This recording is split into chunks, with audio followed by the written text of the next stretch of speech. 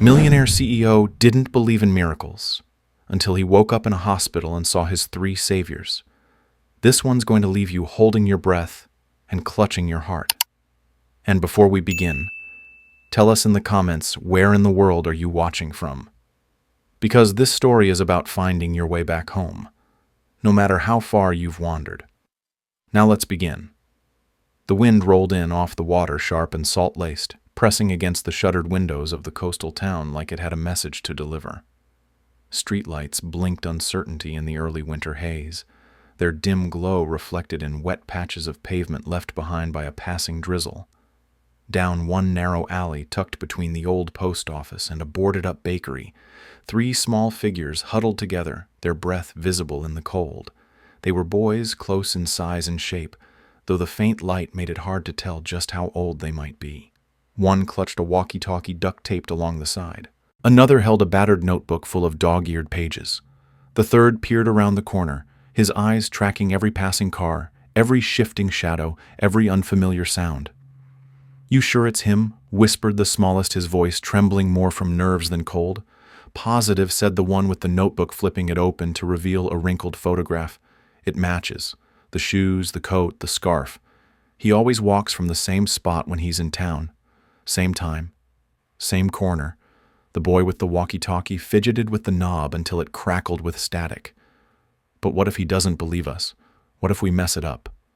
The tallest of the three, the one crouched just ahead of them with sharp eyes and a scuffed black beanie, looked over his shoulder.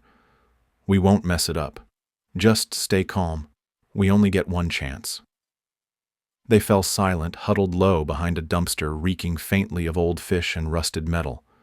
In the distance, footsteps echoed steady, firm grown-up. The boys held their breath. A man turned the corner, tall and solitary, his long coat flapping slightly in the wind. He moved like someone used to having space cleared for him, like someone who rarely needed to explain his direction.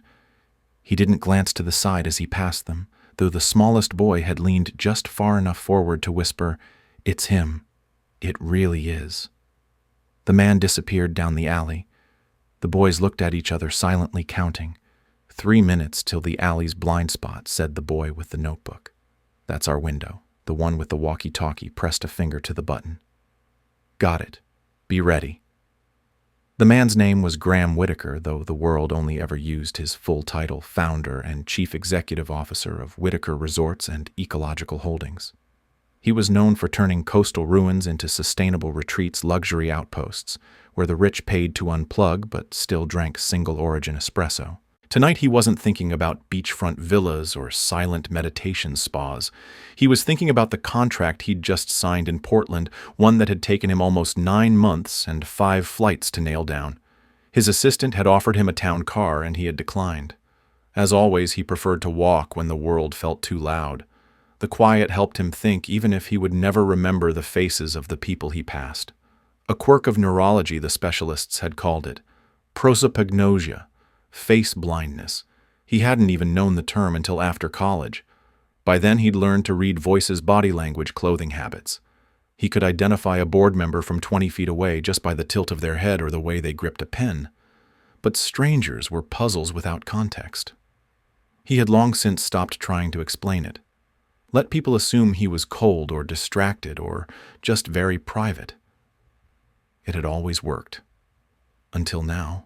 The alley narrowed between the backs of shops, opening into a vacant lot near a set of industrial stairs leading to his rented loft. Graham's steps echoed softly off the damp walls, his breath curling in the cold. He reached into his coat for his phone. Missed messages. His assistant, his lawyer, a meeting request from Tokyo. He swiped them away with one thumb. Then there was a flicker of movement to his left. He glanced up, but it was too late. Something heavy cracked against the side of his head, driving him sideways into the brick wall. The world tilted. The second blow hit his ribs. Then another. He tried to speak, to shove forward, but his legs buckled and the pavement rushed up to meet him. His ears rang. He felt hands grabbing at his coat. A voice low, angry, asking for his wallet. He didn't remember giving it. He didn't remember much at all except for the sound of retreating footsteps, and then the sudden click of sneakers on pavement. And then voices. Young, urgent, close. "He's not moving. Call now. Check if he's breathing." I am breathing, Graham tried to say, but the words didn't come out. Someone touched his sleeve, a small hand. Sir, can you hear me? His eyes fluttered open for a moment. Blurred shapes hovered above him. Blue eyes, 3 of them. Blue like the sea on a clear day. Blue like something he had once known, or imagined. Then everything went black. When Graham awoke, the ceiling above him was blindingly white. The air smelled of antiseptic and gauze. Machines beeped somewhere to his left. His skull pulsed with pain.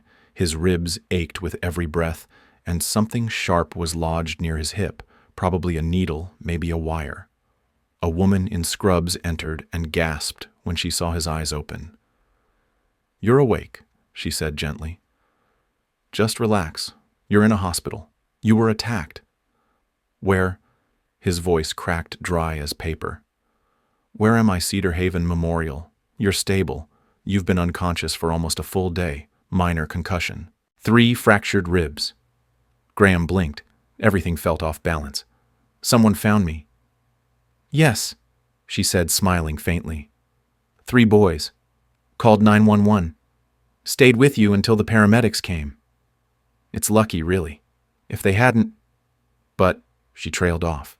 Something in her voice shifted. Graham followed her gaze toward the open doorway. 3 figures stood there just beyond the threshold, close enough to see and yet too far to feel real. 3 boys, matching coats too big for their frames, mismatched sneakers, faces smudged with dirt and salt, and those eyes, those unforgettable eyes, blue like his. He stared, throat burning. The nurse gave them a gentle nod and backed out. The boys didn't move. Finally, the tallest stepped forward. He had a scrape on his cheek and held a walkie-talkie in his left hand like it was a shield. "Are you okay?" he asked, his voice small but steady. Graham swallowed, unsure how to respond to a question that seemed far larger than the words used to form it. I think so." Another boy stepped out from behind the first. He was quieter, his hands buried in the pockets of a too small hoodie. "We called the police," he said, "when the bad man hit you." The third nodded, eyes wide. "We waited till the sirens came." Graham tried to sit up. Pain shot through his side, sharp and instant. He grunted and fell back against the pillows. The boys winced in unison. "You shouldn't move too fast," said the first boy. The nurse said. "Who are you?" Graham rasped. "Why were you there?" "Because we've been looking for you," the smallest said softly. "We knew where you'd be. We knew it was you," added the boy with the walkie-talkie. "You're our dad." The words dropped into the sterile room like stones into still water. Graham stared at them. Time slowed. He looked again. Truly. Looked at their features, the shape of their faces, the way they shifted their weight from foot to foot, the fragile hope clinging to their posture. "What did you say?" he asked, but he already knew. The first boy stepped closer. "We've been watching, waiting. Mom said not to bother you, that you were too busy. But we needed to know. We had to try." He reached into his coat pocket and unfolded a weathered piece of paper, a photograph. Graham recognized himself immediately. It was a candid shot from years ago, him sitting on a bench at the back of his old estate, and beside him, smiling awkwardly, was Mira Hardy. She looked so young, so unsure of her place in the frame. "She kept this," said the boy. "She told us your name. We found the rest. The rest news articles, videos. We watched from across the street when you were in town. We saw how you always walked the same way." Graham looked down at the photograph, looked up at the boys. The ache in his chest was no longer physical. He didn't know what to say, what to think. He didn't even know which question to ask first. The first boy stepped forward, closer now, his voice barely above a whisper. "Please don't be mad. We just wanted to know if you'd want to know us back." Graham tried to respond, but his throat closed and his eyes burned, and his carefully built world full of clean lines and exacting logic tilted irreversibly off its axis. He had been found, not by lawyers, not by shareholders, but by 3 small hands reaching through the dark asking to be seen. And for the first time in his life, Graham Whitaker had no idea what came next. only that he would not look away. Not this time. Not again. The photograph lay on his lap long after the boys had been gently led out by a nurse who promised Graham they would return. He didn't respond when she spoke. He barely registered the soft closing of the door. His eyes were locked on the faded image, a fragment of another life, another version of himself. The man in the photo had a looser tie, a faint half-smile, and eyes that seemed open in a way his current self no longer recognized. Mira Hardy sat beside him, her hands clasped tightly in her lap. Her gaze turned slightly away from the camera as if she hadn't meant to be in the shot. It must have been taken just after his wife's funeral, in those gray weeks when the world had slowed down and grief hung heavy over the estate. Mira had been hired as a live-in housekeeper and occasional nanny, though in truth she'd ended up being more of a shadow presence than anything official. She was quiet, efficient, always early, and always gone before he noticed her leave. He hadn't thought of her in years, not in detail anyway. Just sometimes, when he passed the sunroom, she used to clean with the windows wide open, or when he saw old tea tins she used to collect and place discreetly in the cupboard. There had been a night, just one, when he remembered too much wine. A power outage, a storm that shook the glass, and two people who were both too lonely for their own good. But nothing came after that. Nothing except silence. She had left without explanation. He had assumed it was grief, or perhaps guilt. Maybe the house had grown too quiet for her too. He never asked. He was too busy building his second resort by then. Too buried in logistics and international calls to wonder about the absence of a housekeeper he barely remembered how to describe. Until now. Now 3 boys stood with her face in his eyes, and a photograph with no timestamp held more truth than any quarterly report he had ever signed. The door opened again. A new face this time, a social worker. Young, kind eyes holding a tablet and a clipboard. She spoke gently, slowly, explaining that the boys had come in without official guardianship papers, that they claimed to be his children. That protocol required temporary housing psychological evaluation and a follow-up with family court. Graham listened but said nothing until she paused. Then he asked, voice rough, "Where are they now?" "Just down the hall," she said. "They've been placed in a temporary children's room. They're safe. I want to see them." The social worker hesitated. "Are you saying you acknowledge them as your children?" Graham looked at her, and for the first time since opening his eyes in this sterile room, his voice was steady. "I'm saying I need to speak to them. Now." She nodded slowly, then left. Minutes later, the door creaked open again. 3 boys stepped into the room, more timid than before, their shoulders slightly hunched like they expected to be scolded or told to leave. Graham sat up straighter, wincing as pain flared through his ribs. "Close the door," he said gently. "Luca, the oldest, or at least the one who acted like it moved first." He stepped forward and clicked the door shut, then turned, waiting for the verdict. Graham took a long breath. "Sit," he said. The boys sat in a tight row at the foot of his bed side by side, their small knees swinging slightly above the tile floor. "I don't know where to start," Graham admitted, "so maybe you can help me." They looked at one another, unsure. "What do you want to know?" asked Silas, the quiet one in the middle. "Your mother," Graham said. "Where is she?" "She's home," Max said softly. "We told her we were just going out to busk near the ferry docks. She doesn't know we came to find you." "She doesn't know," Graham repeated. Luca shook his head. "She told us to leave it alone, that you probably didn't remember her, that it was better that way. But we remembered, and we knew." "How did you know where I'd be?" Luca pulled a crumpled notebook from his coat pocket. Inside were pages and pages of scribbled maps, newspaper clippings, notes copied from online articles. "You always stay at the same loft in this town," he said. "You like to walk after meetings, usually between 9 and 10. You cut through the alley next to the bakery and you take the long way because you hate crossing intersections." Graham stared. He had never told anyone that. The boys had watched him. Not for days. For months. "Why now?" he asked. "Why tonight?" "Because you're leaving soon," Silas said. "We heard your meeting's done. We figured it was our last chance." Max pulled something from his backpack. A small, smooth piece of driftwood painted on one side with 3 stick figures and a man in a coat. Above them, a word was carved in tiny block letters, family. "We made this for you," he whispered. Graham's throat tightened. "I didn't know," he said. "About any of it." "Your mother never told me." "We know," Luca said. "We just wanted to see if you'd want to know us anyway." Graham looked at them, these strange, beautiful boys who sat still but vibrated with untold stories. "What are your names?" "All of them, please." "I'm Luca," said the oldest.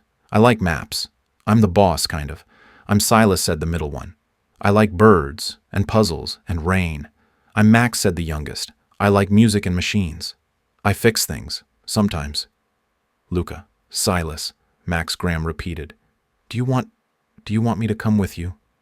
To meet your mother?" The question hung there. Max's eyes widened. Silas looked down. Luca answered for all 3. "We want you to try. But don't come if you're going to leave again." "I didn't leave," Graham said automatically, then paused. "But I suppose I never stayed either." The social worker returned a few minutes later to tell him the boys would be placed with a local foster contact until a guardian could be confirmed. Graham interrupted her. "No," he said. "I'll take responsibility. Arrange a driver. I need to see their mother." "Sir, with respect, that's not how this works. There are procedures, assessments, background checks." "I built a system that can categorize a jungle by satellite in under 5 minutes," Graham said flatly. "I think I can pass a background check." The social worker blinked. "Still, I need authorization." "You'll have it." She frowned. "What exactly are you trying to do?" "I'm trying," he said, "to stop missing what matters." By evening, he was in a car flanked by painkillers and paperwork, the boys squeezed into the back seat with backpacks on their laps.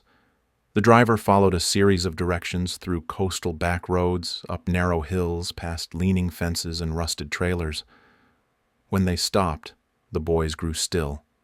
"She's going to be mad," Silas murmured. "Let me talk first," Graham said. The house was barely a house at all, more like a large mobile home with faded blue panels and a small porch stacked with crates of tools and drying laundry. A wind chime made of silverware clinked quietly in the breeze. He stepped up onto the porch and knocked. For a long time, nothing happened. Then the door creaked open. Mira Hardy stood there in a sweatshirt with paint on the sleeve and a tiredness that seemed to live in her bones. Her eyes widened the moment she saw him. "Graham," she said almost in disbelief. What are you?" Her gaze darted past him to the boys. "Oh my God, Luca, Silas, Max." "They're fine," Graham said quickly. "They're safe. They saved me. And they told me." Her face crumpled slightly. She didn't cry. Not yet, but her voice broke. "I told them not to go. I told them you wouldn't want." "You were wrong," he said gently. "I didn't know, Mira. I didn't know they existed. I didn't know you left because someone told you to. I didn't know what I had already lost." She folded her arms tightly.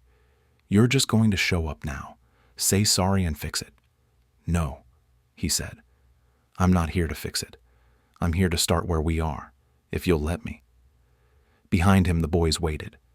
Mira's eyes flicked between them. Then she stepped aside the door, widening just enough. "Come in," she whispered. "We'll see what's left." And together they stepped over a threshold years in the making. The inside of Mira's home was a living contradiction. It was small, but filled with light. The furniture was mismatched clearly second-hand, but every piece looked like it belonged exactly where it was. The walls had framed children's drawings, driftwood sculptures, and a few photographs. Most of them the boys in various stages of mud mischief or sleep. There was no sign of Graham in any of them, not even a shadow. He didn't know why that hurt. Mira led them inside, silently motioning toward a weathered sofa patched with what looked like old quilt scraps. The boys dropped their backpacks in the corner without being told and began moving around the small space with casual familiarity. Silas opened the fridge and took out a carton of orange juice. Max sat cross-legged on the floor, fiddling with a broken toy car. Luca stood guard near the door, arms crossed, watching Graham with a mixture of suspicion and hope that didn't belong to someone so young. Mira folded her arms and leaned against the kitchen counter. "You're not here just to visit, are you?" Graham shook his head. "No." "Then say what you came to say." He looked at her, really looked. Her hair was shorter than he remembered, streaked with a bit of gray near the temples. Her face had more lines, not of age, but of resilience. Her sweatshirt was torn at the sleeve, and her hands were rougher than any memory he had of her. But her eyes hadn't changed. Not once. "I want to know them," he said quietly. "I want to know you. I want to understand why you left, and if there's anything left that can be repaired." Mira was silent for a long time. "It was a Thursday," she said finally, "the night of the storm." "Do you remember?" "Yes," he said. "I think about it more than I'd like to admit." "I told myself I wouldn't regret it," she said. "But the next morning, your assistant Vivian, she cornered me before I even got to the main hallway, said I was a distraction, said you didn't even remember what happened, that if I cared about my job, I'd leave without a word. I didn't have savings. I didn't have family to fall back on. So I left. And when you found out you were pregnant, I was already gone," she said simply. "There wasn't a reason to tell you. I figured you'd moved on. Maybe you were already with someone else. And when the boys were born, I didn't want to drag them into a world where they weren't wanted." "They were wanted," Graham said, his voice rough. "You have no idea how much." Mira let out a slow breath. "You don't get to say that now. You weren't there when Luca couldn't breathe in the middle of the night, and I had no car to take him to a hospital. You weren't there when Max cried for 3 hours straight because he thought he'd broken your old music box. You weren't there when Silas had a fever so high he started talking to birds, and I didn't know what was real and what was just fear." Graham said nothing. There was no defense, no explanation, just a wall of absence that couldn't be argued against. "I'm not asking for forgiveness," he said finally. "I'm asking for a chance to earn something better." A second start. Mira didn't respond. Instead, she looked at the boys. "Do you want him to stay?" Luca nodded without hesitation. Max said yes softly. Silas didn't speak, but he walked across the room, reached for Graham's hand, and held it. "Then he stays," Mira said, "but on my terms." Graham looked at her. "Name them. No lawyers, no custody claims. Not yet. You stay here near us. You show up. You learn how to be a dad. And when you've earned their trust, not just their affection, then we talk about the future." "Agreed," Graham said. "You'll stay in the trailer next door," she continued. "It belongs to my neighbor Marty. He's gone south for the winter, left the keys with me. It's got hot water and a sofa bed. That good enough for a millionaire," Perfect Graham said. "And one more thing," Mira added. "No gifts, no buying your way into their hearts, no drones, no gadgets, no donations in their names. They want your presence, not your empire." Graham gave a short nod. Understood. That night, he moved into the trailer. It smelled faintly of cedar and oil. The sofa bed creaked every time he shifted, and the heater wheezed like an asthmatic raccoon. But he had never slept better. In the morning, he woke to the sound of laughter. Real laughter. He followed it outside and saw the boys trying to fly a kite made from garbage bags and string. It looped through the sky like a drunk bird, and they were laughing so hard they fell over each other in the grass. Mira stood nearby, coffee in hand, watching with a soft expression that made something inside him ache. Later that day, he helped Max rebuild the broken toy car, letting the boy explain every gear and wire as if it were a spaceship. He watched Silas draw birds with astonishing accuracy, labeling each species in a notebook worn with use. And Luca handed him a map he had made of the area, complete with escape routes, secret paths, and a spot marked "Dad Lookout."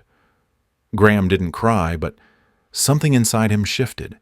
Something old and rusted broke loose. Over the next week, he tried.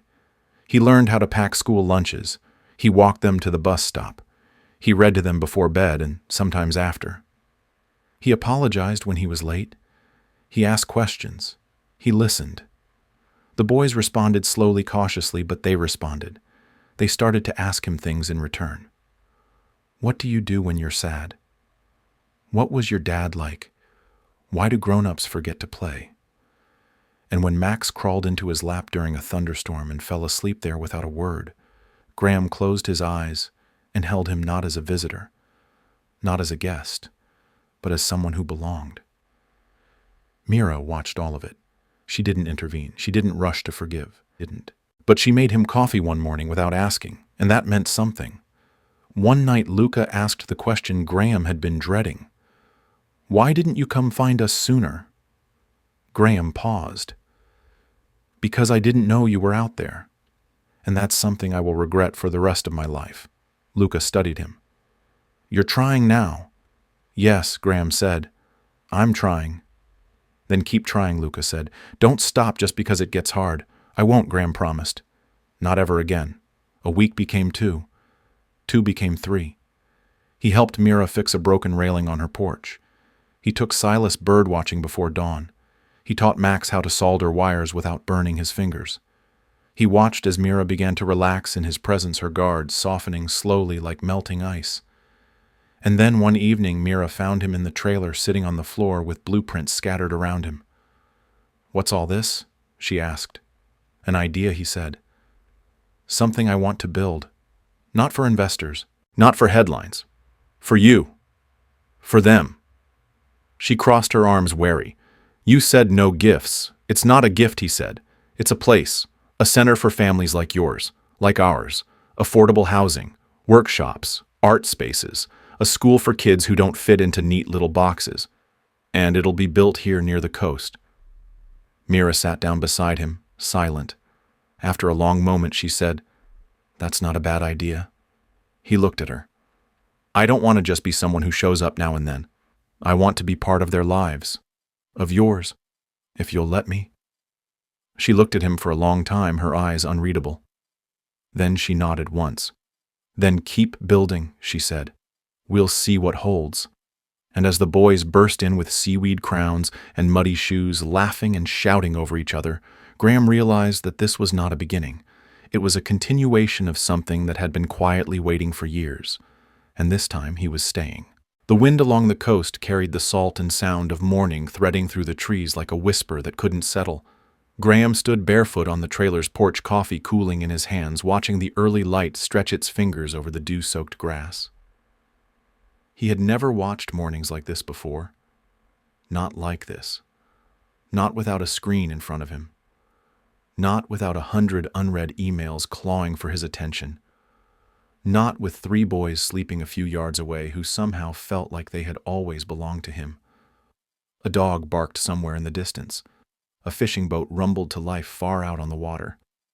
Mira stepped out from her house across the yard, arms folded over her chest, her sweatshirt sleeves pushed up. Her hair was pulled back in a messy knot, and her face looked like it hadn't seen a full night's sleep in years. He liked her this way. Real. Tired. Honest. "You're up early," she said. "So are you," he replied. "Silas had a nightmare," she said. "The one about the woods." Graham frowned. "Woods, he gets lost," Mira said. "Calls out, no one answers.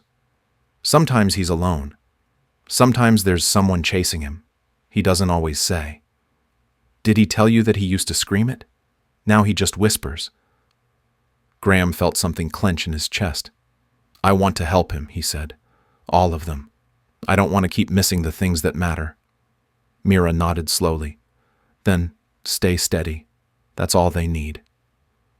That morning, Graham walked the boys to the bus stop. Max held his hand the whole way. Luca insisted on carrying Silas's backpack because Silas had forgotten his shoes and had to wear rain boots that squeaked when he walked. Graham laughed so hard he nearly cried. After the bus pulled away, he stood alone on the dirt road, dust still settling in the air, and knew he was exactly where he was meant to be. Later that day, he returned to the trailer and opened his laptop for the first time in nearly a week. The inbox was a mess. Dozens of flagged messages, meeting requests, board updates, a polite but firm reminder from Vivian Drake that the shareholders were awaiting a response to his sudden disappearance. And at the bottom, a message from an unknown sender, just a subject line. Ask her why she lied. Graham clicked it. The body of the message was blank except for a single attachment. An audio file. His heart hammered as he listened. Vivian's voice, unmistakable, cool, and clipped, speaking to someone he couldn't identify. We can't afford distractions. That woman was always too close. If he finds out she was carrying his children, the narrative shifts and he'll walk away from the company. We lose him. We lose everything. A pause. Pay her off. Quietly. Make sure she disappears before anyone connects the dots. Graham closed the laptop. His jaw was tight. His hands shook. That was the truth then. Not just a misunderstanding. Not just silence. Mira had been deliberately pushed out, silenced, threatened, while he had been too blind to see any of it, too buried in his grief to protect the one person who had stayed when everyone else left. He drove into town that afternoon, took the old truck Marty had left behind. It rattled and groaned like an angry kettle, but it got him to the city just before sunset. The elevator to the corporate suite was cold and silver and smelled like stale lavender. Vivian was waiting when he stepped out. She stood tall in her heels, her suit pressed to perfection, her expression unreadable. "Well," she said, "you're alive. Don't do that," he said. "Don't act like you didn't know exactly where I was. You've been off the radar for weeks. The board is panicking. The investors are—" "I'm not here for the board," he said. "I'm here for the truth." Vivian raised an eyebrow. "The truth is complicated. The truth," Graham said, stepping closer, "is that you manipulated the one person who could have pulled me out of the spiral I was in. You told Mira to leave. You told her I didn't care. You erased her from my life." "I saved your career," Vivian snapped. "You were not in a place to raise children. You were drinking too much, sleeping too little. You weren't building an empire. You were dragging it into the ocean. And that gave you the right to play God with my life." Vivian's eyes flickered. "I did what had to be done." "No," he said, voice cold. "You did what served your ambition. What made the headlines neater. You turned my absence into a strategy. And it worked," she said. "Until now." "It never worked," he said. "It only delayed everything real. But I'm done delaying." He handed her a folder. Inside were papers of separation, resignation, a letter to the board outlining his decision to step down temporarily and relocate operations to the coast, where he would be launching a new branch of the company focused on sustainable family housing and community development. "You're serious," she said, reading quickly. "Deadly. You walk away now. You'll never get this company back." "Then maybe I never should have had it in the first place," he said. "Not like this." She stared at him. He turned away, walked out without another word. That night back at the coast, he told Mira everything. He expected anger, accusation. Instead, she sat beside him quietly, watching the tide roll in through the window. She said, "You didn't remember me," Mira said. "That it was just a mistake. I believed her because I thought maybe it was true." "It wasn't," Graham said. "You were the first light I saw after my wife died, the only one who stayed. And I failed you." "You didn't fail," she said. "You just forgot to look." He turned to her. "Do you still want me here?" "Ask them," she said. "They're the ones who pulled you back." So he did. Over dinner with grilled cheese and tomato soup, he asked the boys if he could stay longer. Luca shrugged like it was obvious. Max grinned with peanut butter on his face. Silas simply passed him a drawing. It was the 5 of them, holding hands. A house in the background. A sun that smiled. "I'll take that as a yes," he said, voice thick. That weekend, they drove up the coast together, looking at land where the new project might be built. Max found a stretch near a creek where wildflowers grew in patches. "This is the one," he said. "Why?" Graham asked. "Because it smells like a place where people could start over." Mira looked at Graham, then her eyes softening. "You really meant all of this? Every word?" They walked the land together, barefoot in the grass, the boys running ahead and then doubling back. The sun was low, casting gold across the field. Graham reached for Mira's hand. She let him, slowly, quietly, as if testing the weight of old promises in a new light. And in that moment, standing in a place that did not yet exist but somehow already felt like home, Graham understood that redemption did not come in grand declarations or public apologies. It came in quiet mornings, in soft steps, in staying. He had been a man who didn't believe in miracles, but now, with 3 boys who called him Dad, and a woman who once believed in him even when he didn't believe in himself, he knew that miracles didn't always arrive in thunder or light. Sometimes they came on a Tuesday afternoon, with the sound of laughter in the wind, and a second chance that waited patiently just long enough to be claimed. The house smelled like cinnamon and pine wood, and something else Graham couldn't quite name, something warm and familiar that had nothing to do with wealth or power and everything to do with belonging. It had been almost 2 months since he stepped away from his old life, since he walked out of a boardroom and into a trailer park with nothing but a hollowed-out heart and a whisper of hope. Now, on a quiet evening, with the fire flickering low and Mira humming softly in the kitchen, that hollow space had begun to fill. He sat cross-legged on the floor, surrounded by wooden train tracks and scattered puzzle pieces, Max balancing a wrench on one knee, Silas reading a book upside down, and Luca concentrating on gluing broken parts of a handmade birdhouse. Outside, a storm was rolling in wind, rattling the windows, just enough to remind them that nature always had the final say. Graham leaned back on his hands and let the moment settle into his bones. "Tell me again how you fixed the coffee machine," he said, looking at Max. The boy puffed up his chest. "You pulled it apart," Graham prompted. "Yes," Max said proudly, "and I found the little wire that was broken. I used the twisty thing from the bread bag and made a bridge." "A conductor," Graham said. "Exactly," Max replied. "Then I put it all back together and used the tape from under the sink." "You might be the first 6-year-old to ever MacGyver a cappuccino maker." "What's MacGyver?" "It's a long story." Graham smiled. "I'll show you someday." Mira came in with cocoa for the boys and tea for Graham. She wore her soft slippers, the ones with the little foxes on them, and her hair was tied up with a pencil. She looked like something out of a dream he had once but could never remember fully until now. "Storm's moving fast," she said, handing him the mug. "They're saying we might lose power." "We've got candles," Luca said confidently. "And the flashlight under the couch," Silas added. "And a superhero lantern in the bathroom." Max grinned. "Then we're in good hands," Graham said. The lights flickered once. Mira met his eyes. They didn't say anything, but the glance between them was full of quiet knowledge. They had been through worse. They could weather this. When the lights finally blinked out for good, they moved together like a well-practiced team.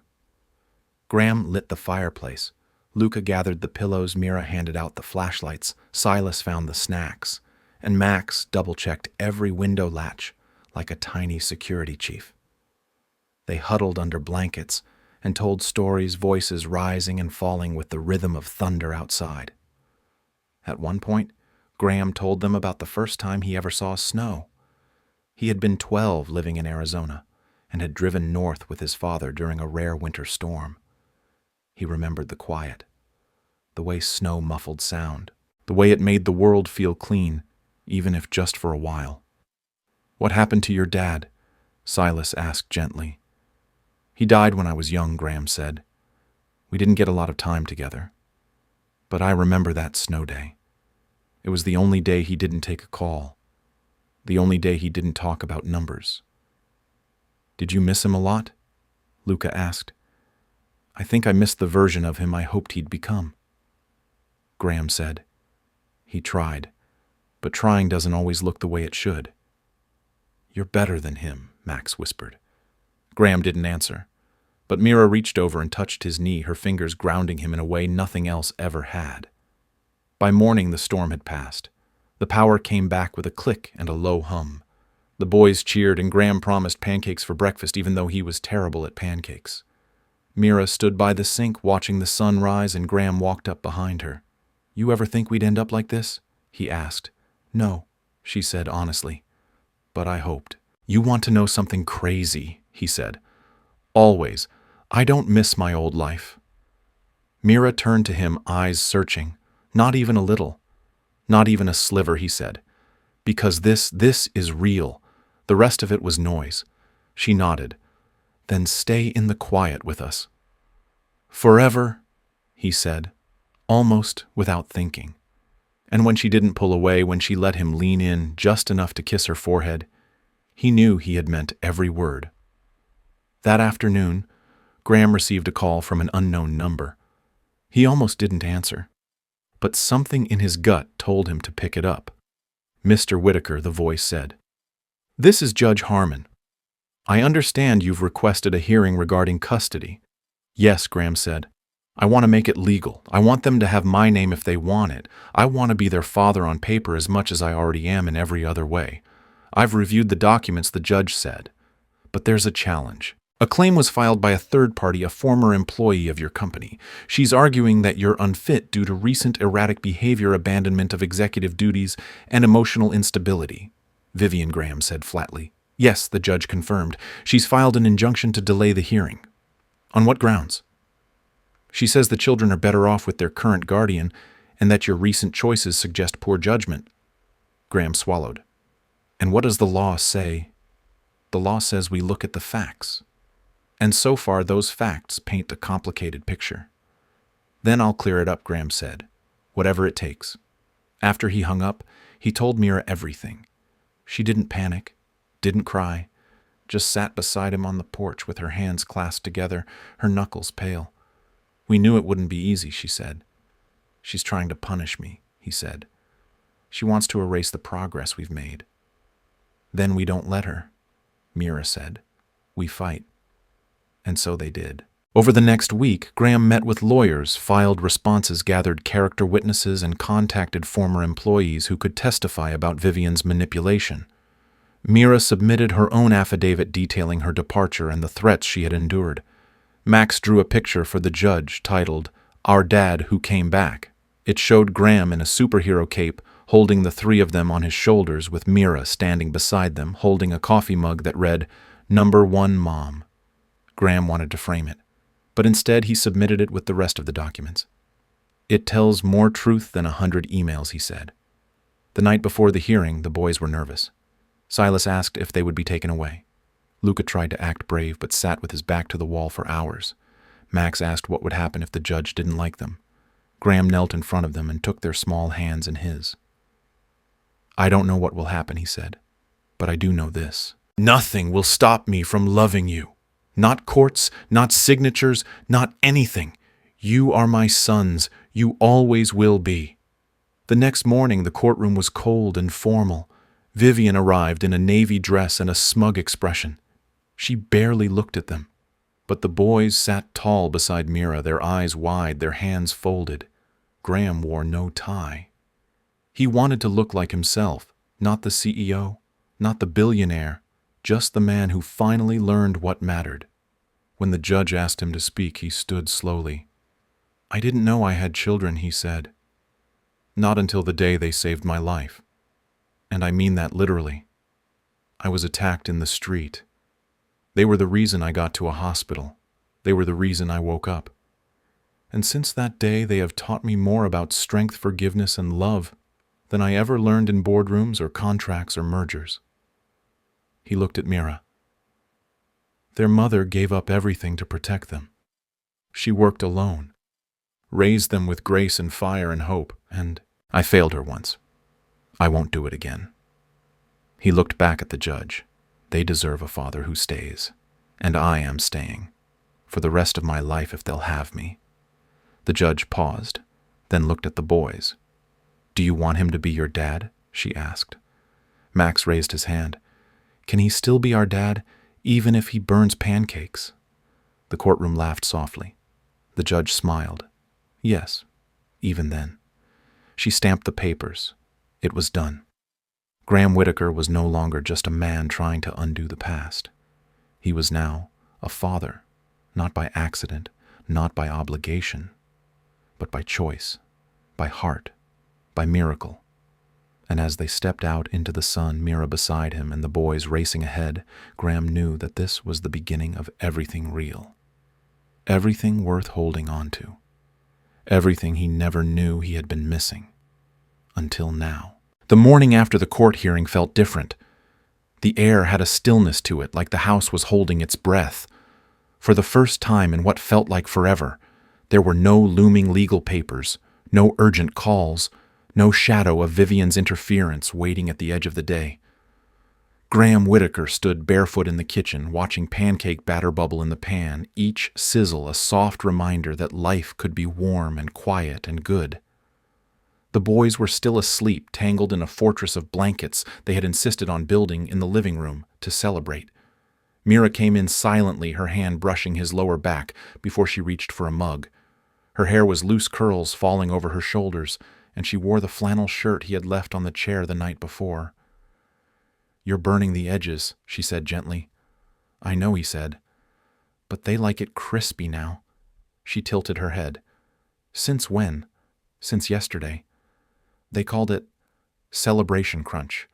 She laughed, leaning her hip against the counter as she sipped. "You're not the man I met in that office." "Good," he said without hesitation. That man had everything except what mattered. "And now I have more than I ever knew I wanted."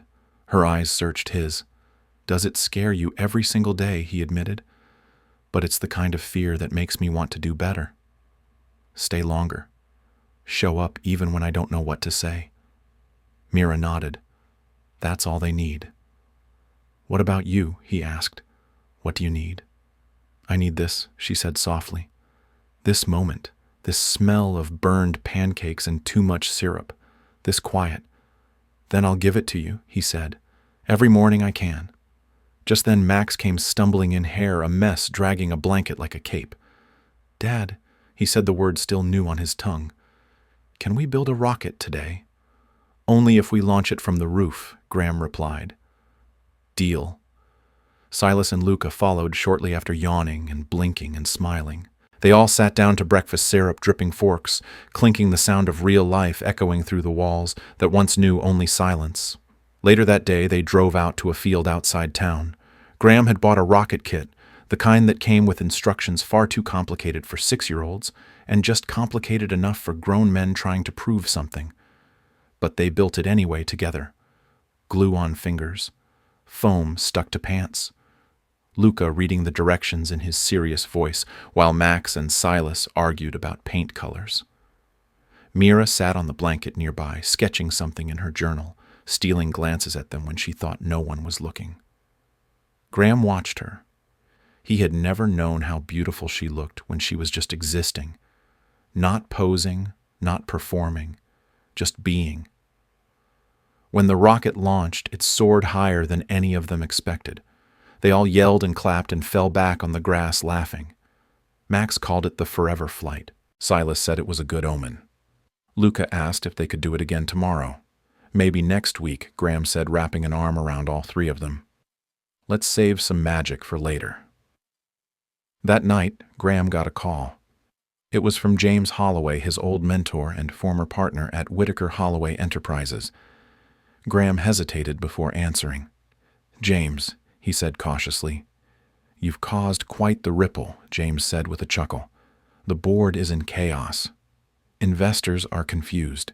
Vivian's been calling everyone trying to push her way to the top." "She already made her move," Graham replied. "Tried to sabotage my life from the sidelines. And failed," James said. "The court filing backfired. People are starting to see through her," Good Graham said. "I don't want back in James.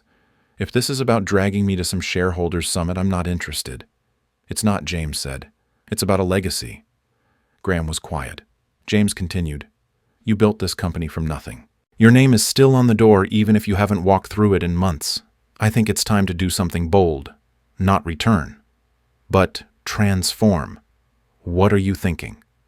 "We restructure," James said. "Sell off half the holdings, turn the rest into a foundation. You could run it your way. From here, from home, focused on education innovation, supporting under-resourced kids like yours once were." Graham was stunned. "You'd go along with that?" "I'm old," James laughed. "And tired. But I believe in you. Always did. The question is whether you're ready to believe in yourself again." Graham looked out the window. The boys were in the backyard playing in the dusk, Mira stringing lights along the fence. "Let me think about it," he said. After he hung up, he told Mira everything. She listened, one eyebrow arched. "And you? What do you want?" "I want to build something that matters," he said. "But only if it doesn't pull me away from this." "Then make it serve this," she said. "Don't bend to it. Make it bend to you." "How did you get so wise, motherhood?" she said. "And watching you fall and stand up again." Over the next few weeks, the house changed.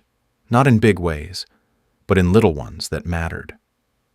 Graham converted the garage into a studio for Mira, filled it with light and bookshelves and every art supply he could find. He turned the spare bedroom into a library for the boys, built a reading nook by hand, even if it took him 5 days and 3 minor injuries. They adopted a dog, a mutt with one eye and too much energy, named Comet, by unanimous vote.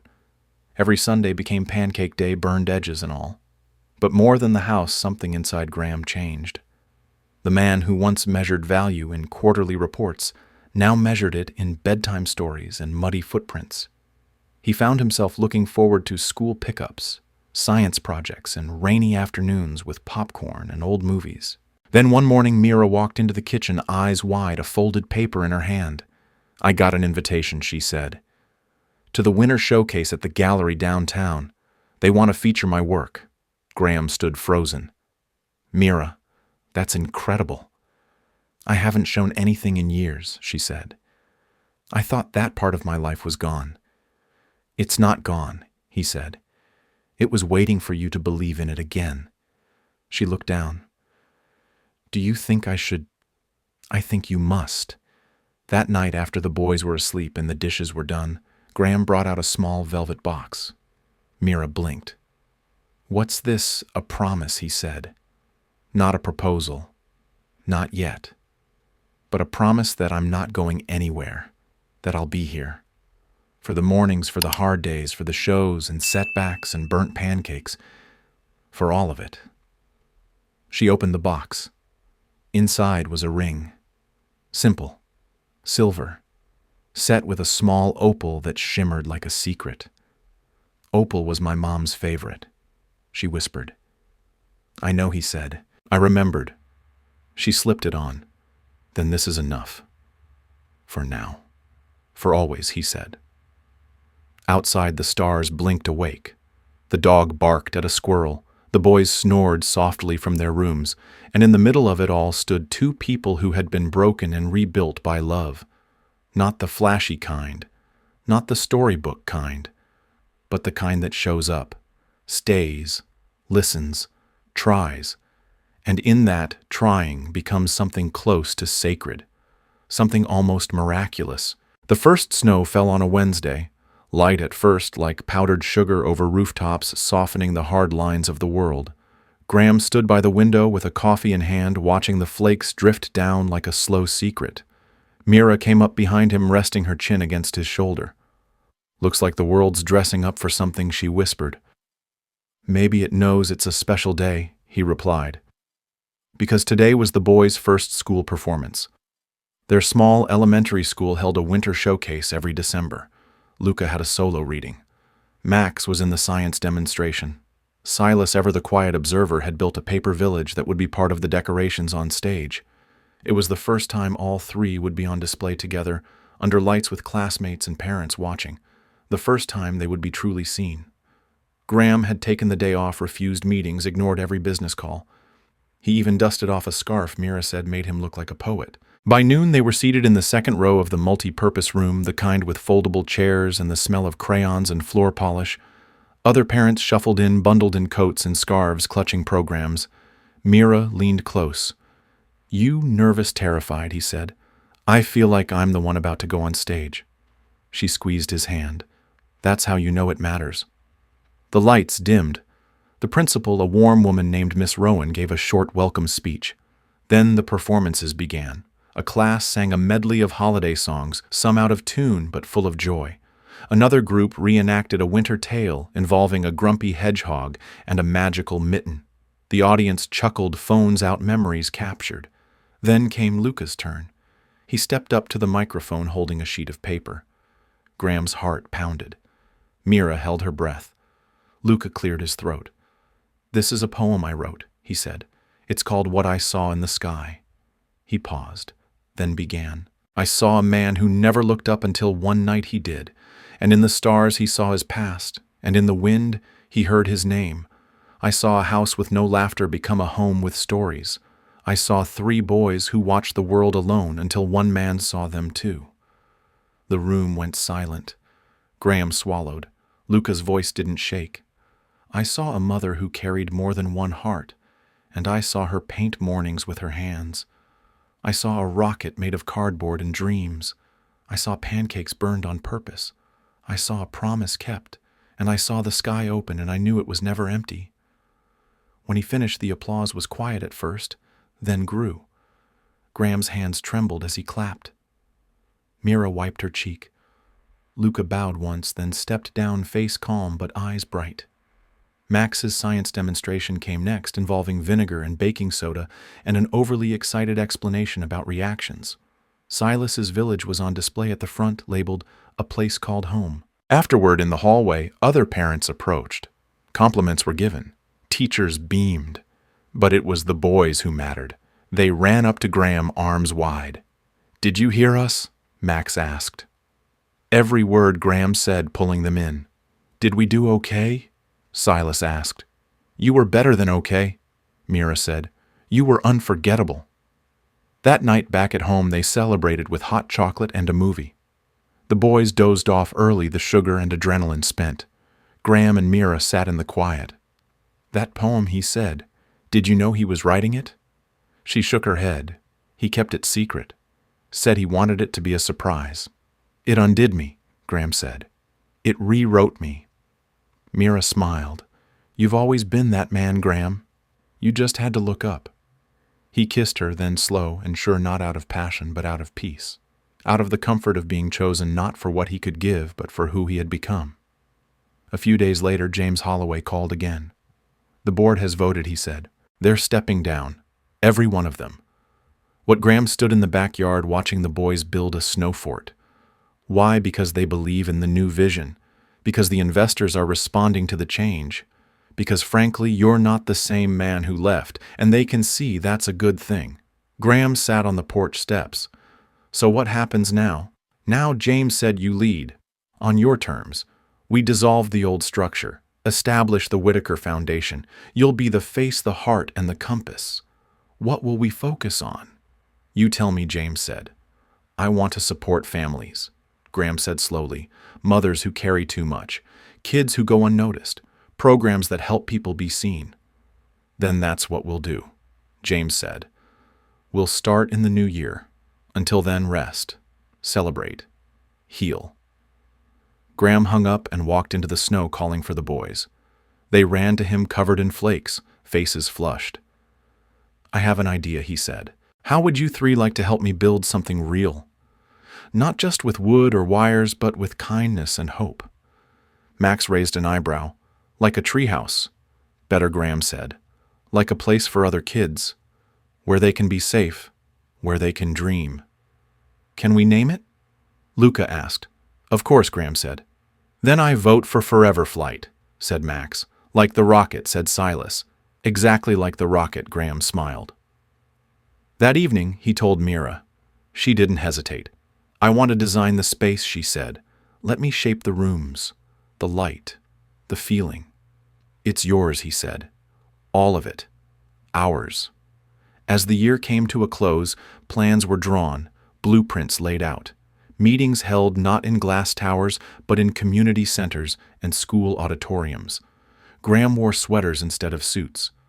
The boys came with him, often introducing themselves as co-founders. Mira sketched between sessions, her vision transforming into structure. One day in early January, as they stood in the shell of what would become the main building, Graham turned to them. "This is where it started," he said. "Where we'll teach kids that families come in all shapes, that miracles sometimes wear muddy boots and ask too many questions." The boys giggled. Mira leaned against the beam. "And this," she said, holding up a sketch, "will be the mural. Right here. A rocket. 3 boys. One man looking up." Graham nodded. "It's perfect." "It's a beginning," she said. "The best kind." That night after dinner and stories, Graham tucked the boys in. Max was the last to fall asleep. As Graham turned to leave, Max whispered, "Dad," Graham turned. "Yes, I think I was wrong before." "About what?" the sky Max said. "It's not empty. It's just waiting to be filled." Graham stood in the doorway, the soft glow of the hallway light framing him. "Then let's fill it. Together." And with that he stepped into the night, heart full, eyes wide open, finally ready to see the miracles he once never believed in. The first snow fell on a Wednesday, light at first like powdered sugar over rooftops, softening the hard lines of the world.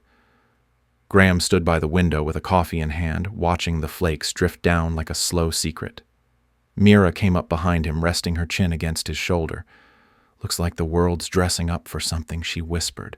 "Maybe it knows it's a special day," he replied, because today was the boys' first school performance. Their small elementary school held a winter showcase every December. Luca had a solo reading. Max was in the science demonstration. Silas, ever the quiet observer, had built a paper village that would be part of the decorations on stage. It was the first time all three would be on display together under lights with classmates and parents watching.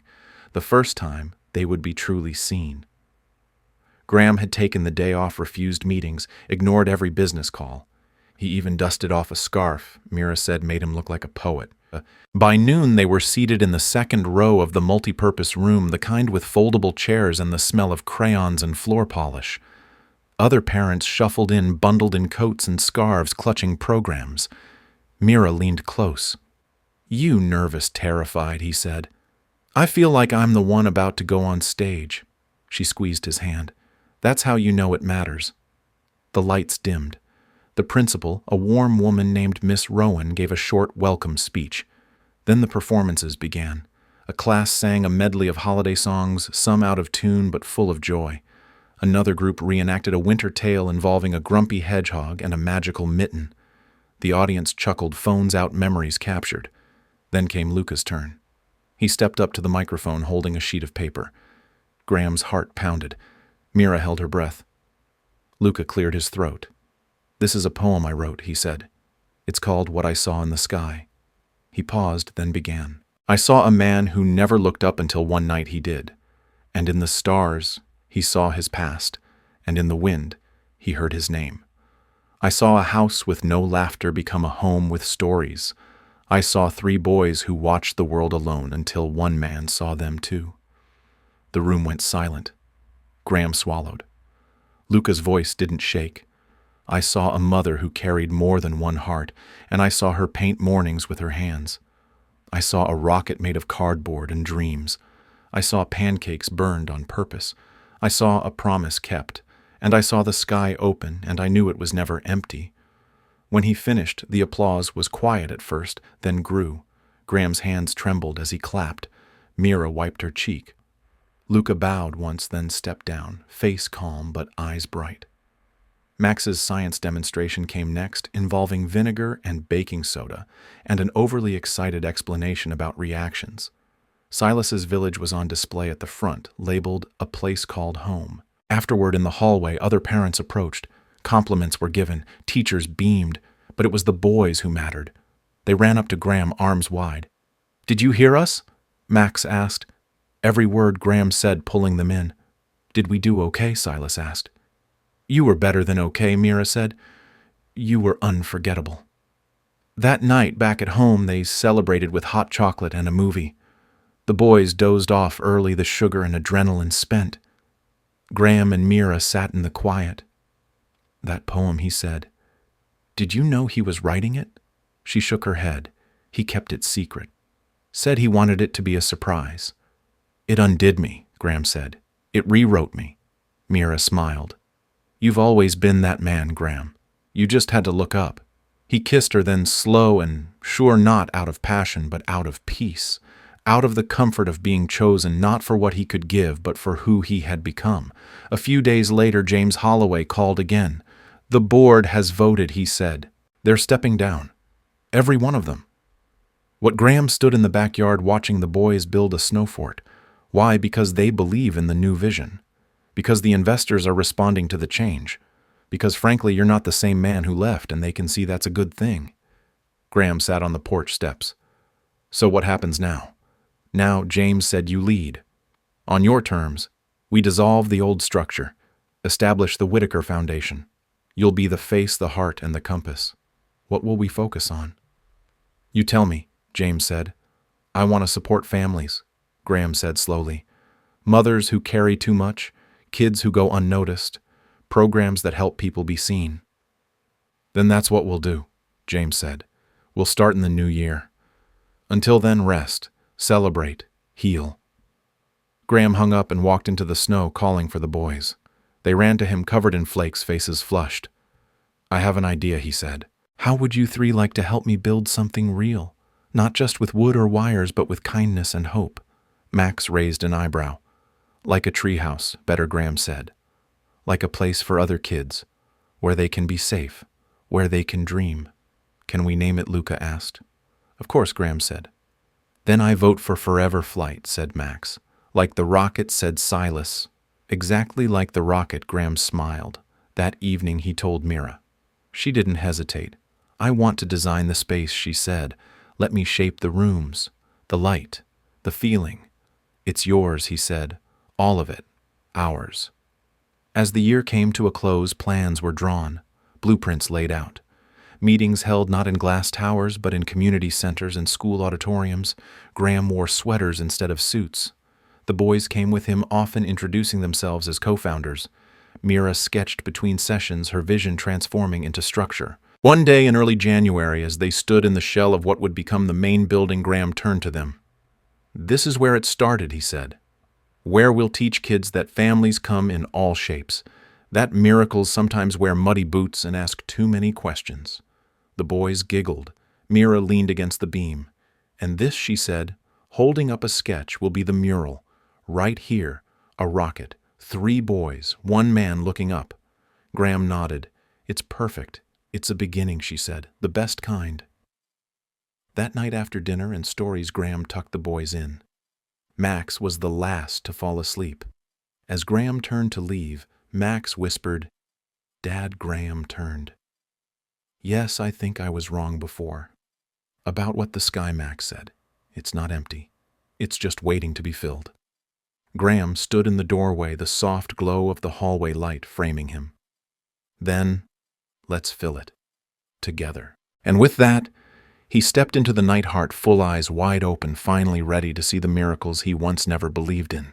The morning the Forever Flight Center opened, the sky was a quiet blue, brushed with soft streaks of sun, the kind of day that looked ordinary from the outside, but hummed with something underneath. Something waiting. Graham stood beside Mira in front of the newly painted entrance, his breath visible in the winter air. A line of children and parents wrapped around the block, their scarves and coats adding color to the street. Volunteers were already setting up hot cocoa tables. Journalists with cameras waited near the gates, unsure of how to frame a story that had begun not with numbers or contracts, but with burnt pancakes, hidden drawings, and a miracle in the shape of 3 boys. Graham adjusted his tie. He hadn't worn one in months, but Mira said this was a bridge between who he was and who he had become. Beside him, Luca, Max, and Silas stood tall in their matching jackets, with small pins on their chests that read, Co-founder. Do you think they'll come? Max asked, bouncing on his heels. They're already here, Graham said, gesturing to the children giggling near the cocoa table. No, Max said with a grin, the fancy people. The ones who said you were crazy. Some of them might, Graham replied. But that doesn't matter anymore. What matters is that you 3 are here. That your mom is here. That today we're giving something back. Mira touched his hand, a silent reassurance. Then James Holloway appeared on the steps, holding a microphone. Ladies and gentlemen, welcome to the grand opening of the Forever Flight Center. He began, his voice warm. A place built from a second chance. A place born not in a boardroom, but in a backyard. A place that would not exist without 3 boys who saw a man sleeping on a bench and chose to believe he mattered. The crowd stirred. Camera shutters clicked. Graham stepped forward. I was once a man who didn't believe in miracles, he began. I believed in logic, strategy, and timing. I believed in outcomes, in profit, in progress, But I didn't believe in people. Not really. I didn't believe in forgiveness, or love that lasts, or children who could hold up a world when it was falling apart. And then I woke up in a hospital. I saw 3 boys at my bedside, and one of them looked me in the eye and said, "You're our dad." And in that moment, everything changed. The air quieted. This place, Graham continued, is not a monument to me. It is a promise to them, and to every child who feels invisible, every parent who feels lost, every dream that was left behind. Forever Flight is a space for stories, for healing, for becoming. Applause broke out. Mira stepped forward with the boys, and together they cut the ribbon. The doors opened. Children poured inside. Inside the center there was a reading nook shaped like a rocket ship. There were walls covered in murals, one with a night sky star shaped like hands reaching out. There was a kitchen classroom where parents could cook meals with their kids. A quiet room for therapy, a workshop for building, an open space for just being. Silas led a tour to a group of younger kids, explaining how the lights in the hallway mimicked constellations. Max showed off the science corner, bubbling with small experiments. Luca sat on a beanbag and read to a child who didn't speak but listened with wide eyes. Graham watched them move through the space with ease, with pride. Mira walked beside him holding a clipboard. "We have over 50 kids signed up for the first week," she said, "and the mentorship program has a wait list." "Already?" he asked, stunned.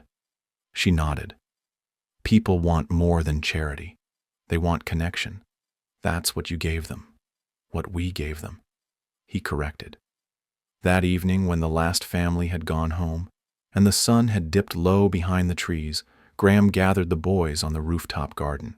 It had been Mira's idea to create a space above the noise, a reminder that perspective could always be reclaimed. They sat on the bench bundled in coats. Snow began to fall again, light and slow. "This started with you 3, Graham said. "You found me. You saw me when I didn't see myself." "You were snoring," Max said. "We thought you were a bear." "A sad bear," Luca added. "You were so still," said Silas. "And you didn't have a home." "You gave me one," Graham said. "And I want to give you something now."